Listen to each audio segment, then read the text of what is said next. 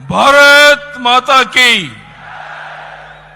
ಮಾನ್ಯ ಪ್ರಧಾನಿ ನರೇಂದ್ರ ಮೋದಿಜಿ ಅವರಿಗೆ, ಅಮಿತ್ ಶಾ ಜಿ ಅವರಿಗೆ ಭಾರತ್ ಮಾತಾ ಕಿ. ವೇದಿಕೆ ಮೇಲಿರುವಂತಹ ಸಮಸ್ತ ಪೂಜ್ಯ ಮಠಾಧೀಶರ ಮತ್ತು ಜಗದ್ಗುರುಗಳಿಗೆ ನನ್ನ ಭಕ್ತಿಪೂರ್ವಕ ಸಾಷ್ಟಾಂಗ ನಮಸ್ಕಾರವನ್ನು ಅರ್ಪಿಸುತ್ತಾ, Honorable Home Minister Shri Amit Shah ji and I beloved people of Karnataka, this day is not a celebration of an individual. It is a celebration of 5 decades of our shared journey of struggles faced together, victorious earned together, and enduring both with the people of Karnataka.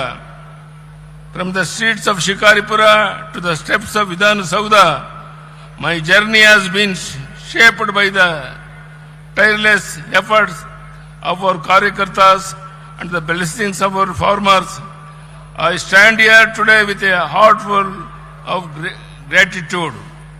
ಇದು ನನ್ನ ಜೀವನದ ಪರ್ವ ದಿನ, ನಿಮ್ಮ ಅಭಿಮಾನದಲ್ಲಿ ನನ್ನನ್ನು ತೇಲಿಸಿದ ದಿನ. ನನ್ನ ಪ್ರೀತಿಯ ಕರುನಾಡ ಜನತೆಗೆ ನನ್ನ ಪ್ರೀತಿಯ ಕೃತಜ್ಞತೆಯ ನಮಸ್ಕಾರ. ಇದು ನನ್ನ ಕೃತಜ್ಞತೆ ಹೇಳುವ ಕಾಲ. ಬಂಧುಗಳೇ, ಇಂದು ನಾನು ರಾಜಕಾರಣಿಯಾಗಿ ನಿಂತಿಲ್ಲ. ಇಂದು ನಾನು ನಿಮ್ಮೆಲ್ಲರ ಬಂಧುವಾಗಿ, ನಿಮ್ಮೆಲ್ಲರ ಹೆತ್ತು ಬೆಳೆಸಿದ ಮಗನಾಗಿ ನಿಮ್ಮೆದುರು ನಿಂತಿದ್ದೇನೆ. ಮದಕರ ನಾಯಕ ಆಳಿದ ನಾಡು, ವೀರವನಿತೆ ಓನಕ್ಕ ಓಬವ್ವ ಜನ್ಮ ತಾಳಿದ ಭೂಮಿ, ಶರಣ ಶ್ರೇಷ್ಠರು ನಡೆದಾಡಿದ ತಪೋವನ, ಐತಿಹಾಸಿಕ ಚಿತ್ರದುರ್ಗ ಇಂದು ಕನ್ನಡ ನಾಡಿನ ಮೂಲೆ ಮೂಲೆಯಿಂದ ಹರಿದು ಬಂದಿರುವ ನಿಮ್ಮ ಅಭಿಮಾನದ ಜನಸಾಗರದ ಮುಂದೆ ನಿಂತಿರುವ ನನಗೆ ಅಕ್ಷರಶಃ ಇಂದು ಮಾತು ಹೊರಬರುತ್ತಾ ಇಲ್ಲ. 50 ವರ್ಷಗಳು ನಿಮ್ಮೊಂದಿಗೆ ಕಳೆದ ಸಂದರ್ಭವನ್ನ ಈ ರೀತಿ ಅಭಿಮಾನದ ಹೊಳೆಯಲ್ಲಿ ನನ್ನನ್ನು ತೋರಿಸಿ ಸರಳಗರ ಪಡುತ್ತಿರುವುದಕ್ಕೆ ನಾನು ಜನ್ಮ ಜನ್ಮಾಂತರಕ್ಕೂ ನಿಮಗೆ ಋಣಿಯಾಗಿದ್ದೇನೆ.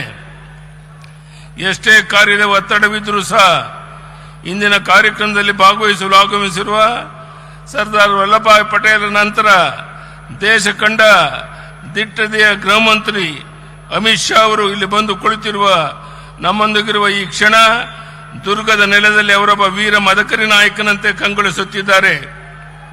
ಏಕೆಂದರೆ ದೇಶ ಕಂಡಂತಹ ಶ್ರೇಷ್ಠ ಪ್ರಧಾನಿ ಸ್ವಾತಂತ್ರ್ಯಾನಂತರ ಭಾರತವನ್ನು ಮುಗಿಲೆತ್ತರಕ್ಕೆ ಕೊಂಡೊಯ್ಯಲು, ವಿಶ್ವದ ಮುಂಚೆಲೆಗೆ ಭಾರತವನ್ನು ಮೊದಲ ಸ್ಥಾನದಲ್ಲಿ ನಿಲ್ಲಿಸಲು ಸಂಕಲ್ಪ ತೊಟ್ಟು ದುಡಿಯುತ್ತಿರುವ ನಮ್ಮ ನೆಚ್ಚಿನ ಪ್ರಧಾನಿ ನರೇಂದ್ರ ಮೋದಿ ಅವರಿಗೆ ಹೆಗಲು ಕೊಟ್ಟು ರಾಷ್ಟ್ರವನ್ನ ಉಳಿಸುವುದಕ್ಕೆ ಅಮಿತ್ ಶಾ ಜಿ ಅವರ ಅನರ್ಷೆ ದುಡಿತಾ ಇದ್ದಾರೆ. ಇಂದು ಪಶ್ಚಿಮ ಬಂಗಾಳದಂಥ ಬೃಹತ್ ರಾಜ್ಯ ನುಸುಳುಕೋರರ ಹಾವಳಿಯಿಂದ ಭಾರತಕ್ಕೆ ಸವಾಲಾಗಿ ಪರಿಣಮಿಸಿತ್ತು. ಕಳೆದ 3-4 ದಶಕಗಳಿಂದ ಅಲ್ಲಿ ಮುಕ್ತ ಮತ್ತು ನ್ಯಾಯ ಸಮ್ಮತ ಚುನಾವಣೆ ನಡೆದಿರಲಿಲ್ಲ. ಅಂತ ಪಶ್ಚಿಮ ಬಂಗಾಳದಲ್ಲಿ ಹಿಂದೆಂದೂ ಕಾಣದಂಥ ಚುನಾವಣೆಯನ್ನು ಯಶಸ್ವಿಯಾಗಿ ನಡೆಸಿರುವುದು ಕೇವಲ ಪ್ರಜಾಪ್ರಭುತ್ವ ಜಯವೇ ಅಲ್ಲ, ಭಾರತದ ವಿಜಯ ಎಂದು ಜಗತ್ತಿಗೆ ಸಾರಿದ ಪ್ರಧಾನಿ ನರೇಂದ್ರ ಮೋದಿ ಅವರು ಅಮಿತ್ ಶಾ ಜಿ ಅವರ ಜೋಡಿ ಶಕ್ತಿ ಶತಕೋಟಿ ಭಾರತೀಯರಲ್ಲಿ ರೋಮಾಂಚನ ತರಿಸಿದೆ.